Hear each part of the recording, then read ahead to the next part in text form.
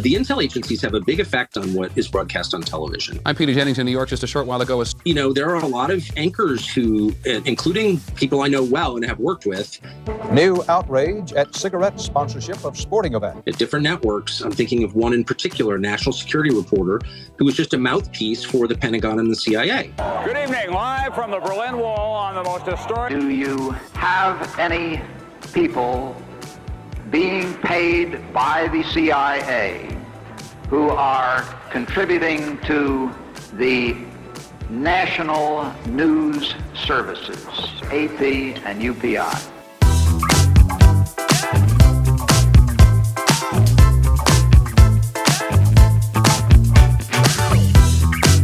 Welcome, Monday morning. No, it's not the Sabbath day.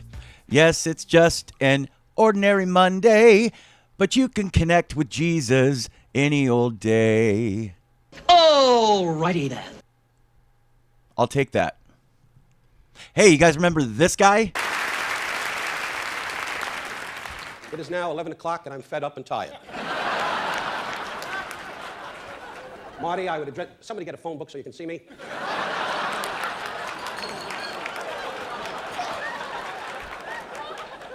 $40 million jobs in show business. I got a midget to direct me. I have regards for you, Marty, from Tony Bonini and Frank Gazzano. And they told me to tell you you'll be dead in the morning. Marty, you are the most annoying director I ever had. Little guy, he's the kind of guy in prison, was the squealer all the time. Pulling on your pants like going, let's do it again. I said, Marty, it's 85 times. De Niro don't have it anymore. He's busy, mumbling. Marty, when we see all the films you did, none of them were great. None of them. I look around the room and I realize now, aside from Clint Eastwood, I'm the biggest name here. Clint Eastwood is now thrilled. His name was mentioned. But Marty, you'll have a great future ahead of you. De Niro is sitting there. God bless you, Bob. He's got the beard on. To know him is a treat. He's one of the great actors of our time. You ask him. You ask him. He'll tell you. So anyway, that's nothing. That's absolutely nothing. I will not show you the best of Don Rickles because, well, some of you might deserve it. Some of you will just walk all over me and rake it through the coals. Don Rickles was a genius. Now, mind you, some of his stuff was kind of racy. And I didn't mean like racist like that. I mean racy meaning questionable. But he was funny, and he got away with it up until he passed away. And I think it was 2017 or 2016. I think he passed away in 2017. And he lived a long, fruitful life. He was Jewish, and he came from a different time. But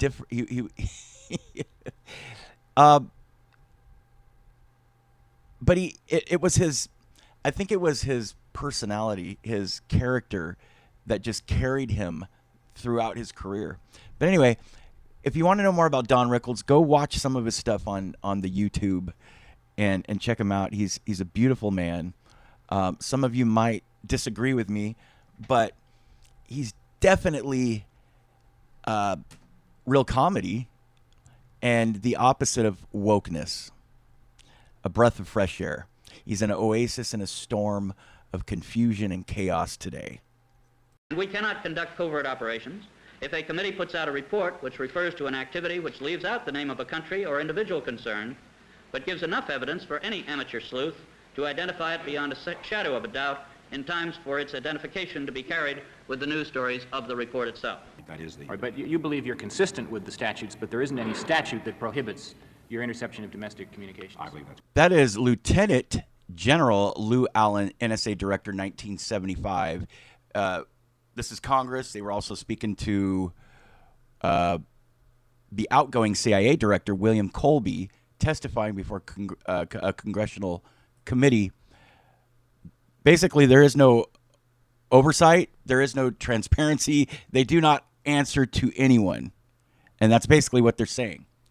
And this was too late. This was decades too late. So for those of you who thought the NSA, I thought the NSA was kind of new too, because we haven't heard much about the NSA. We hear about the CIA a lot. but not the NSA, right? Well, the Army and Navy's cryptology agencies were combined into the Armed Forces Security Agency, the predecessor to the NSA in 1949. The NSA was officially established on November 4th, 1952 by President Harry Truman. Yep, the agency was a federal secret until Congress revealed it in 1975. And I believe we hear President Eisenhower, when he was exiting the office, give his famous speech about the military-industrial complex. Some of his concerns were also, it was the whole package deal. It was NSA and CIA. Now, how many of you have ever heard of Operation Mockingbird? How many of you have had somebody, maybe your friend, maybe you're in high school, and this might have been more of a conversation around young men, even guys in their 20s and 30s and 40s, whatever, but around men particularly. I'm not being sexist or a bigot. I'm just saying that's probably the way it would go down. You would hear these conversations about that anchor, like people like Walter Cronkite being a CIA operative, and even later on, Ted Koppel, Tom Brokaw. Remember those guys? Ted Koppel, Tom Brokaw, Peter Jennings, Dan Rather, who I'd rather not get into right now. I have my own opinions about him. I'm Peter Jennings in New York. Just a short while ago, astonishing news from East Germany, where the East German authorities have said, in essence, that the Berlin Wall doesn't mean anything anymore. The wall that the East Germans put up in 1961 to keep its people in. Good evening, live from the Berlin Wall on the most historic night in this wall. New outrage at cigarette sponsorship of sporting events. The Kremlin is worried against possible violence this weekend in Soviet demonstrations, and Jose Napoleon Duarte of El Salvador is dead. This is the CBS Evening News. Dan Rather reporting. Good evening. This is from LDS Freedom Forum. In 1948, Frank Wisner was appointed director of the Office of Special Projects. Soon afterwards, it was renamed the Office of Policy Coordination, OPC. This became the Espionage and Counterintelligence branch of the Central Intelligence Agency. Wisner was told to create an organization that concentrated on propaganda, economic warfare, preventive direct action. I'm not sure what that might be. Preventive direct action. Well, I don't know, playing defense, I guess. Including sabotage, anti-sabotage, demolition and evacuation measures, subversion against hostile states, including assistance to underground resistance groups and support of indigenous anti-communist elements in threatened countries of the free world. Later that year, Wisner established Mockingbird, a program to influence the domestic American media. Wisner recruited Philip Graham, Washington Post, to run the project within the industry. Graham himself recruited others who had worked for military intelligence during the war.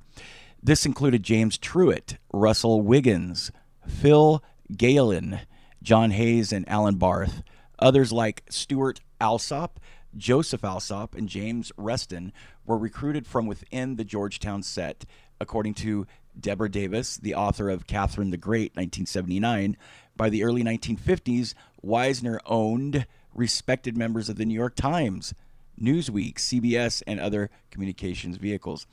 In 1951, Alan W. Dulles persuaded Cord Meyer to join the CIA. However, there is evidence that he was recruited several years earlier and had been spying on the liberal organizations.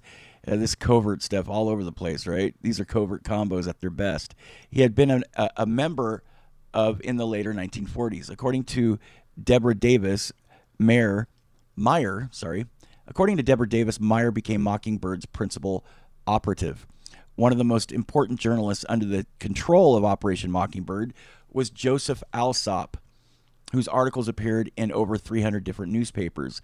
Other journalists willing to promote the views of the CIA included Stuart Alsop, New York Herald Tribune, Ben Bradley, Newsweek, James Reston, New York Times. Look at all these guys.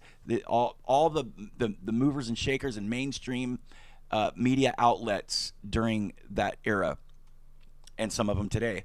C.D. Jackson, Time Magazine, Walter Princess, Washington Post, Walter Winchell, New York Daily Mirror, Drew Pearson, Walter Lippmann, William Allen White, Edgar Ansel Maurer, Chicago Daily News, Hale Hendricks, Miami News, da-da-da. It goes on, okay?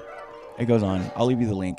The CIA also provided them with classified information to help them with their work. So, Operation Mockingbird. Now, when you think about it, and you look at these guys in 1976, the convert combos you read in the Book of Mormon that they don't saturate the land and the government completely.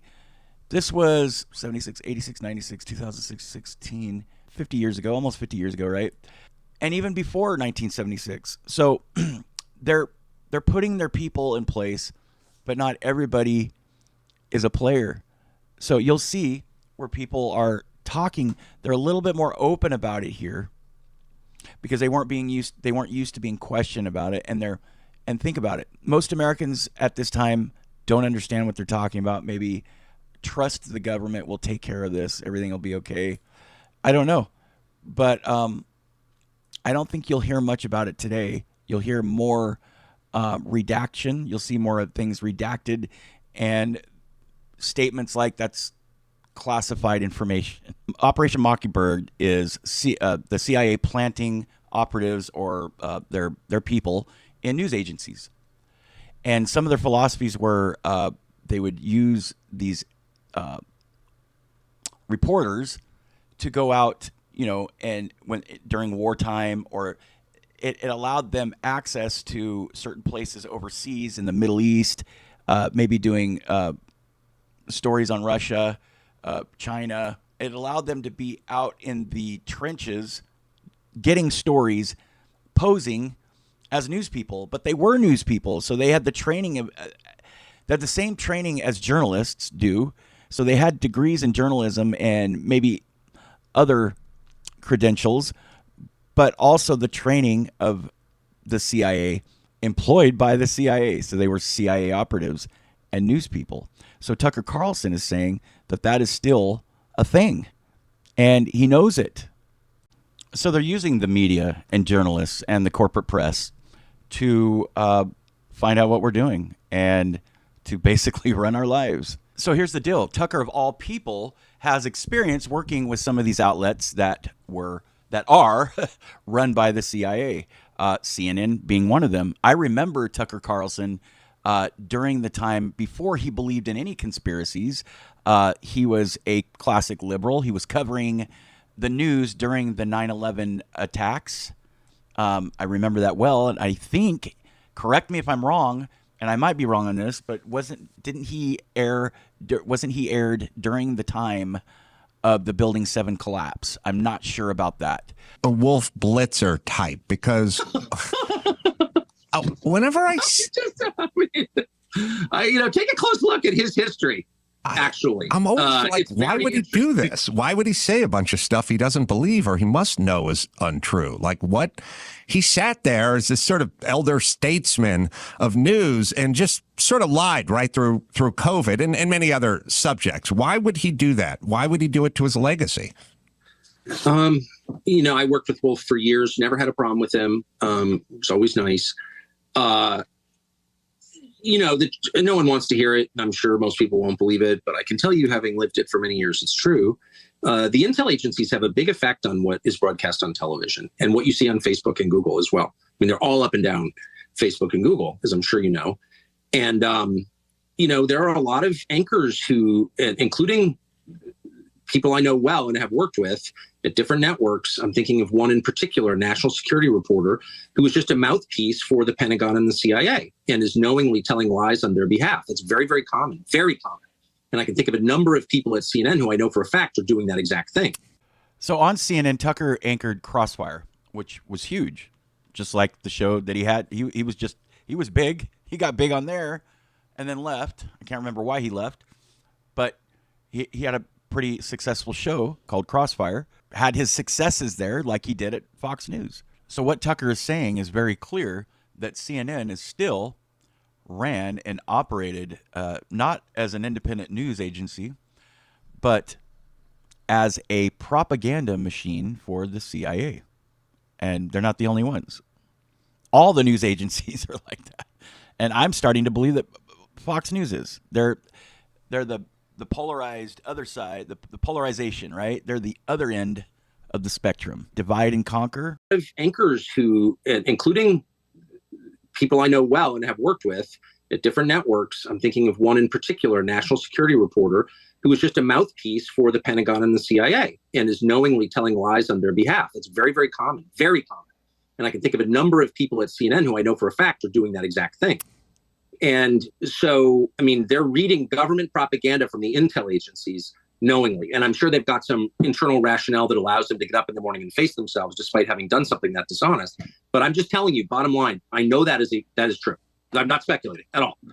And in particular on the national security stuff, there are very well-known national security reporters, and I'm thinking of one female national security reporter in particular, who just reads lies from the national security state. And it's wildly frustrating. And it would just make me mad. I mean, even if I don't agree with the lies, okay, but even if I did agree with the lies, I would be offended because they're lies. They're lies. Like when CIA and the Pentagon were claiming that Bashar al-Assad used poison gas against his own people. Okay, there was no evidence that was true. I mean, maybe it was true. There was no evidence it was true. None. Zero.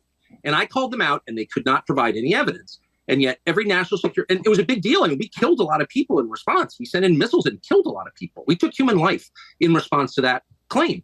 And it was, as far as I can tell, a lie. And every national security reporter, every channel repeated it uncritically. The Biden administration blew up Nord Stream and, created the largest act of industrial sabotage in history, the largest man-made CO2 emission in history, an environmental crime. This is a huge deal. This happened. And every national security reporter just looked right in the camera and said, well, we think Russia did it. Well, they knew Russia didn't do it. That's a lie. And they knew it was a lie. So I just think, and again, I'm not speculating. I spent my life in this business, so I've seen it. People underestimate the degree to which the people sitting on the news, possibly even Wolf Blitzer, are repeating talking points from the intel agencies and doing it on purpose. It's scary, man. Really scary. Well, one of the interesting experiments I have for knowing if people are lying is when they say they know something that's not knowable. So they... Right. It's like, it's crazy how many hard and fast political opinions are formed from like Wikipedia, which is itself, curated very precisely by the intel agencies, the US government, by liars in order to distort history. But like, if you get outside of Wikipedia, you can get facts pretty easily. It's not that hard. Final question. How'd you find Trump in person? It was nice to see him.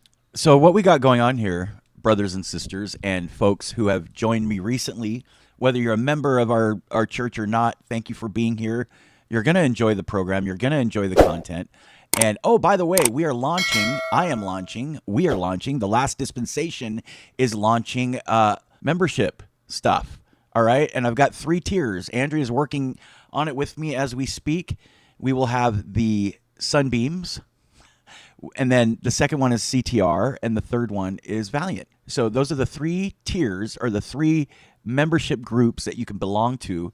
And when I launch that, you'll have more of the details on that.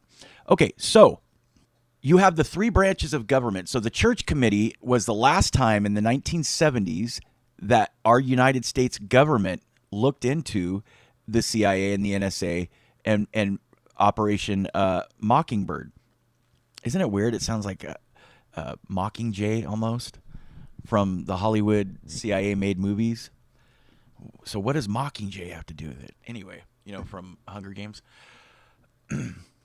Hunger Games, what's that all about? That's the future of the world according to the globalist mind. That was the last time an oversight committee was involved, the Church Committee, in looking into the CIA and NSA and the covert operations and the news agencies and how they are operating together.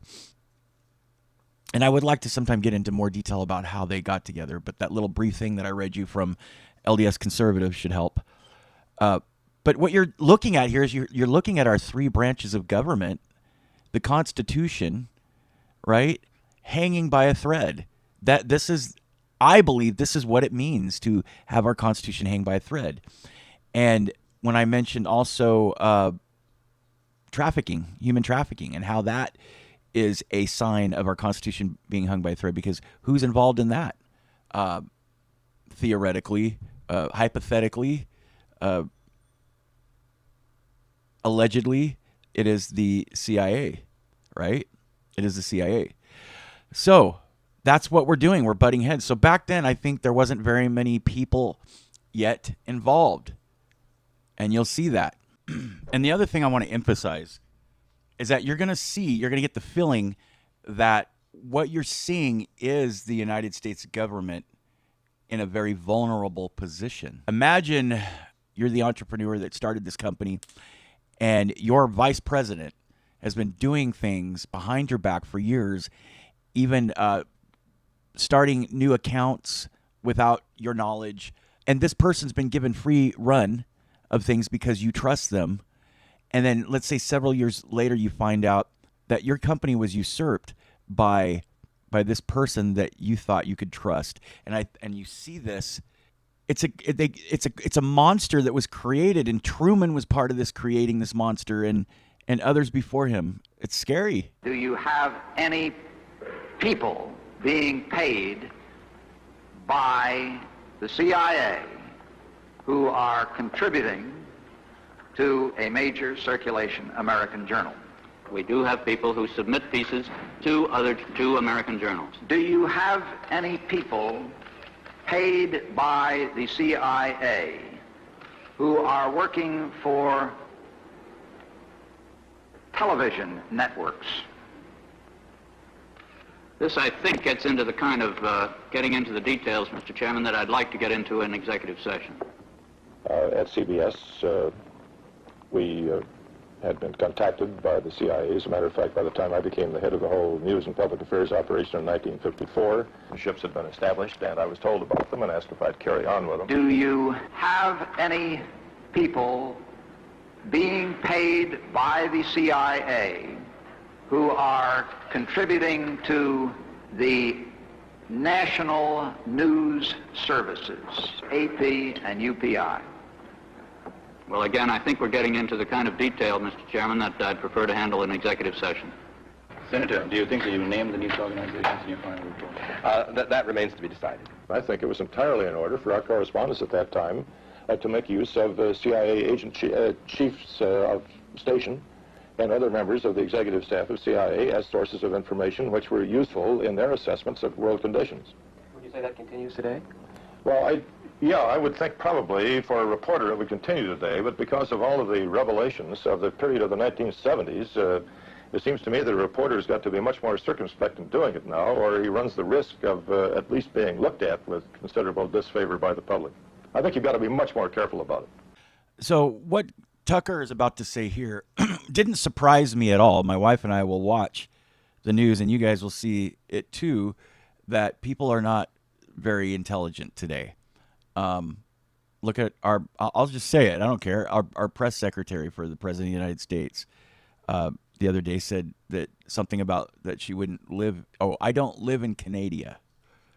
Yeah, I don't live in Canada. I think that those were the words. So yeah, he's very accurate on where are they getting these people? Well, they're sheeple. They're mindless people that are happy that they have a job. That's more important to them, not making a difference and doing the right thing. And then the money and, not real education, not pure knowledge, undefiled and uncut, right? Not taking that knowledge and applying it to exercising truths and fighting tyranny and conveying truth with that knowledge. No, it's about their degree and their job. And I think what's that's so what funny they want. is I spent my life in D.C. living next to my brother, who I'm really close to, my best friend, and now we live together again in another state.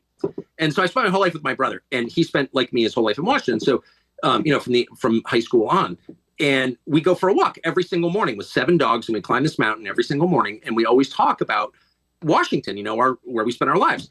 And we have no respect for the people who live there. We don't think they're smart. Both of us think they're stupid. And we don't think that because we saw it on the internet. We think that because we live next to them for 35 years. I have no respect for them at all. Nothing they have done works. They should not be in charge. They're not worthy of it. They're too stupid, actually. So, it's just so funny. The conceit that they're smart, what do they call themselves? I'm a wonk. You think I'm smart? They've never read a freaking book. These are truly dumb people. And somehow they've hoodwinked the nation into thinking they're experts in something. I literally wouldn't hire Anthony Fauci to do anything other than apply for government grants. That's the only thing he's good at. I would not hire him to run a business. I would not hire him to cure my cold. I wouldn't have him give my wife a pedicure. He's not qualified. Like, these people are not impressive. That's the actual truth. So I just made a video, was it the day before yesterday or 2 days ago, about Tucker possibly being in danger. And the reason I'm talking about it is Tucker is saying things like Trump could possibly be assassinated by the deep state. But he's not afraid for himself. I mean, could he be in that category himself? And then he's also talking about Larry Sinclair. He's kind of been teasing this upcoming interview that he's going to have with Larry. You know who Larry Sinclair is, the guy that allegedly had the affair with Barack Obama. And so that's also a scary thing, considering the story now glazing around about Barack Obama's chef. Things are pretty, I mean, Tucker doesn't look like he is shying away from anything. So it's intriguing, to say the least. I would like to make you aware of something, and I am not implying anything, but there is a question, an ongoing question amongst the members of the church. Does the CIA recruit a lot of Latter-day Saints? Recruit heavily from the Mormon population because they are usually cheaper to do a security clearance on. They often speak another language from their mission trips, and they usually have a low-risk lifestyle. Is this a blessing or a cursing? Is it a blessing? Could it be a Here's the blessing side of recruiting a lot of Latter-day Saints. We go in and we share the gospel with Gadianton robbers. Or we get recruited and converted over to their godless and become mindless followers that have to follow a program. There's an agenda, right? And it's to globalize the world. I don't know what the heck the CIA, what they're doing now, but it's a big power trip. Why are there a lot of Latter-day Saints in the CIA? The disproportionate number of Mormons, this is kind of old, 2015, is usually chalked up to three factors. Mormon people often have strong foreign language skills from missions overseas, a relatively easy time getting security clearances, given their abstention from drugs and alcohol, and a willingness to serve. So when you think about it, a mission could be basic training for the CIA.